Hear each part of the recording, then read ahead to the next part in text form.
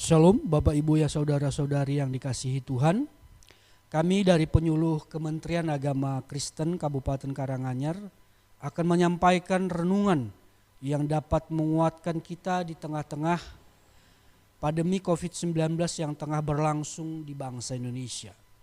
Saya Edi Susanto Jibua ditemani Ibu Murniwati. Kami berharap melalui renungan ini kita umat yang percaya kepada Tuhan Yesus dapat dikuatkan dan dihiburkan. Bapak Ibu saudara-saudara yang dikasihi Tuhan, kemarin bangsa Indonesia khususnya Pulau Jawa dan Bali pada tanggal 3 Juli 2021 sampai dengan 20 Juli 2021 diterapkan PSBB, yaitu pembatasan sosial berskala besar, atau dalam pengertian yang lain dikatakan kekarantinaan kesehatan di Indonesia, atau yang biasanya didefinisikan pembatasan kegiatan tertentu penduduk dalam suatu wilayah yang terduga terinfeksi penyakit dan atau terkontaminasi sedemikian rupa untuk mencegah kemungkinan penyebaran penyakit tersebut atau terkontaminasi penyakit tersebut. Tujuan PSBB yaitu mencegah meluasnya penyebaran penyakit kedaruratan kesehatan masyarakat atau KKM yang sedang terjadi antara orang di satu wilayah tertentu. Contohnya mungkin di Karanganyar atau di mana seperti itu. Pembatasan kegiatan yang dilakukan paling sedikit meliputi peliburan sekolah dan tempat kerja. Pembatasan kegiatan keagamaan, tidak ada ibadah ke gereja, tidak ada sembahyang ke masjid, dan atau pembatasan kegiatan di tempat atau fasilitas umum. Bapak Ibu yang dikasihi Tuhan, kemarin swalayan mitra libur dikarenakan ada yang kena COVID-19. Nah, untuk beberapa waktu lamanya diliburkan, diberhentikan. PSBB dilakukan oleh pemerintah daerah tingkat provinsi maupun kabupaten atau kota setelah mendapat persetujuan dari Menteri Kesehatan melalui keputusan Menteri. Kementerian Agama Kabupaten Karanganyar mengeluarkan ada gerakan 5M mengatasi masalah COVID-19 ini, yaitu yang pertama memakai masker. Yang pertama memakai masker dengan benar. Seringkali saya memperhatikan orang memakai masker tetapi hidungnya tidak tertutup. Hal seperti ini yang tidak boleh karena virus COVID-19 menular melalui udara. Jadi harus kita mengatur jarak dengan benar, jaraknya dihindari, jangan terlalu dekat. Aturan yang ada, jarak seseorang dengan yang seorang lain sekitar 1 meter atau 1,5 meter.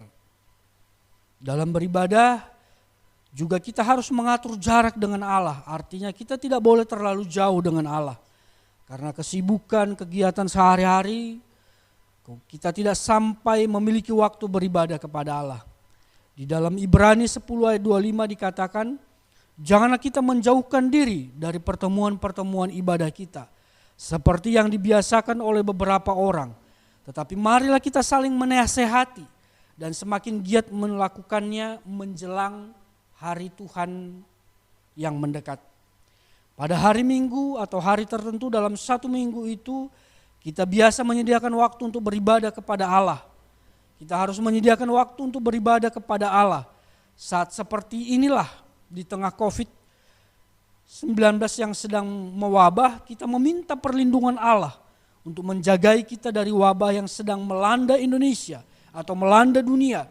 Dalam satu minggu ada waktu 7 hari. Pemerintah telah menetapkan 1 hari untuk beristirahat. Bagi kita orang Kristen, 1 hari ini kita bisa menggunakannya untuk beribadah kepada Allah. Yang kedua, yang pertama tadi memakai masker. Yang kedua, mencuci tangan sesering mungkin. Pada saat kita kembali ke rumah dari luar rumah atau berada di luar rumah, harus mencuci tangan dengan tujuannya sebelum kita bertemu dengan anak-anak kita atau istri atau suami atau anggota keluarga yang lain, kita pastikan diri kita bersih dari COVID-19. Di gereja, di tempat saya beribadah, disediakan air untuk mencuci tangan dan alat pembersihnya. Bapak, Ibu, saudara-saudara yang dikasihi Tuhan, mari kita rajin membaca Alkitab dengan tujuan untuk membersihkan diri kita dari hal-hal yang tidak baik. Di dalam 2 Timotius 3 ayat 4 dikatakan, segala tulisan yang diilhamkan Allah memang bermanfaat untuk mengajar, untuk menyatakan kesalahan, untuk memperbaiki kelakuan, dan untuk mendidik orang dalam kebenaran. Jadi Bapak, Ibu, saudara-saudara yang dikasihi Tuhan, membersihkan diri kita secara rohani dapat kita lakukan dengan menyediakan waktu yang teratur untuk saat teduh atau membaca Alkitab setiap hari. Saya mempunyai teman, dia bekerja setiap hari, dan untuk mencegah COVID-19 ini menular kepada keluarganya, kepada anak maupun istrinya, setelah dia bekerja seharian penuh, dia pulang ke rumah dan dia setibanya di rumah dia membiasakan diri untuk mandi terlebih dahulu, membersihkan diri. Baru sesudah itu dia bertemu dengan anak maupun suaminya. Yang ketiga, menjaga jarak. Yang kedua tadi dikatakan mencuci tangan, yang ketiga menjaga jarak. Menjaga jarak dengan orang lain. Artinya kita mengatur jarak bertemu dengan orang lain. Ya, kalau sebaiknya antara 1 meter sampai 1,5 meter. Saya melihat contohnya di Bank BRI yang bangkunya ada 3 yang tersusun rapi yang telah disediakan. Biasanya di tengah-tengahnya itu dikasih tanda silang. Artinya tidak boleh diduduki. Bapak, Ibu, saudara yang dikasihi Tuhan, demikian juga kita dalam mengikut Tuhan, kita harus menjaga jarak kita. Jangan sampai terlalu jauh dari Allah. Ya, di dalam aktivitas kita sehari-hari mungkin sampai 5 atau 6 hari kita bekerja, tetapi pada hari yang ke-7 mari kita beribadah kepada Allah. Nah, itu. Di dalam 1 Korintus 15 ayat 58 dikatakan, karena itu saudara-saudaraku yang kekasih, berdirilah teguh, jangan goyah, dan giatlah selalu dalam pekerjaan Tuhan. Sebab kamu tahu bahwa dalam persekutuan dengan Tuhan, jerih payahmu tidak sia-sia. Pada hari Minggu, biasanya kita umat Kristen disediakan waktu untuk beribadah. Kita meminta Allah agar Allah memberkati pekerjaan atau usaha kita, sekolah anak-anak kita. Kalau kita tidak menyediakan waktu kita untuk beribadah kepada Allah, bagaimana Allah dapat memberkati kita dan melindungi kita dari penyakit COVID-19. Mari setialah beribadah kepada Allah. Yang keempat, Bapak Ibu yang dikasihi Tuhan, menjauhi kerumunan. Menjauhi kerumunan artinya kita menghindari diri dari kerumunan.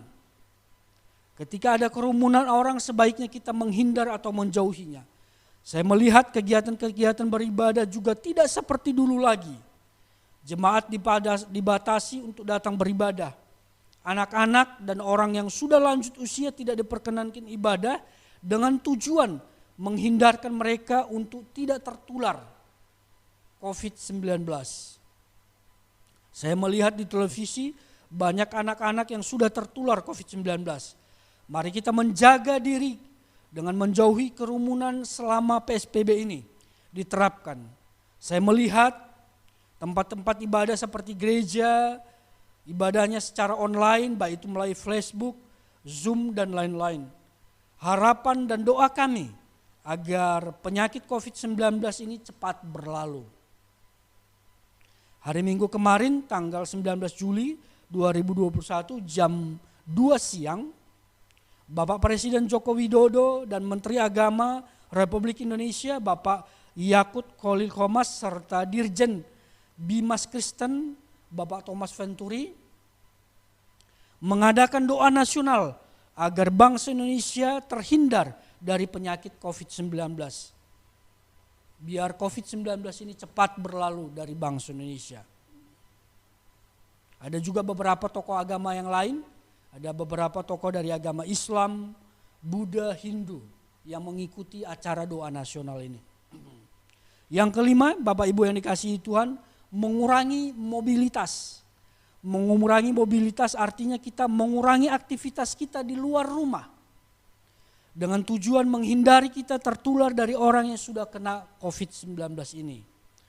Mobilitas dalam Kamus Besar Bahasa Indonesia dikatakan pertama, kesiapan untuk bergerak. Yang kedua, gerakan berpindah-pindah. Yang ketiga, gerakan perubahan yang terjadi di antara masyarakat. Baik itu secara fisik maupun secara sosial. Jadi di sini kita melihat Bapak Ibu yang dikasihi Tuhan, mengurangi mobilitas intinya adalah membatasi diri untuk tidak keluar rumah kalau tidak ada hal-hal yang penting. Saya melihat dengan adanya gerakan PSBB antara tanggal 3 Juli sampai 20 Juli ini, sekolah-sekolah tutup, tempat-tempat ibadah ditutup, beberapa kegiatan-kegiatan perkantoran ditutup, tetapi kalau mendesak ada beberapa juga kegiatan tempat ibadah masih diizinkan untuk mengadakan kegiatan. Nah itu. Bapak Ibu yang dikasihi Tuhan, dengan menjaga kesehatan kita, di sini saya melihat kita perlu menjaga kesehatan kita dengan gerakan atas kesadaran sendiri. Ingin hidup sehat, nah seperti itu. Dengan menerapkan 5M. Gerakan yang pertama adalah memakai masker. Yang kedua, mencuci tangan. Yang ketiga, menjaga jarak. Yang keempat, menjauhi kerumunan. Nah, itu. Yang kelima, mengurangi mobilitas atau bergerak atau keluar rumah, nah, seperti itu. Saya melihat Bapak Ibu yang dikasihi Tuhan, ada kesaksian dari seorang hamba Tuhan yang sembuh dari penyakit COVID-19 ini. Terima kasih. Shalom Bapak Ibu Saudara kasih Tuhan, sungguh bersyukur pada hari ini dapat bertemu kembali bersama dengan kami, dan saya akan memperkenalkan diri terlebih dahulu. Saya Pendeta Hisar Parulian Manurung. Saya hamba Tuhan yang melayani di Gereja Kristen Alkitab Indonesia Mojomulyo, Kota Sragen.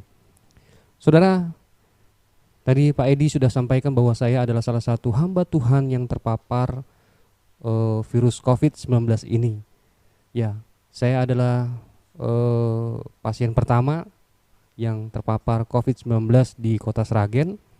Pada waktu itu saya tidak tahu saya terkena virus itu dari mana, tetapi yang saya tahu bahwa saya itu harus dibawa ke rumah sakit. Waktu itu saya merasakan demam yang sangat tinggi. Ketika saya mengukur suhu tubuh saya itu sampai 39 derajat Celcius, saudara. Beberapa hari saya dirawat di rumah. Kemudian tidak lama kemudian demam itu disertai oleh batuk. Batuk yang tiada henti-hentinya, saudara. Bahkan saya pun merasakan yang namanya itu sesak nafas, ya, sesak nafas. Dan akhirnya saya pun dibawa ke rumah sakit yang ada di Kota Sragen. Ya, karena ini adalah kasus pertama di Kota Sragen, dan mungkin saya harus dirujuk ke rumah sakit yang lain. Akhirnya saya pun dibawa ke rumah sakit yang ada di Kota Semarang. Nah, saudara, bukan hanya itu, saudara. Selain daripada saya terkena sakit, saya harus merasakan penderitaan yang begitu luar biasa, ya.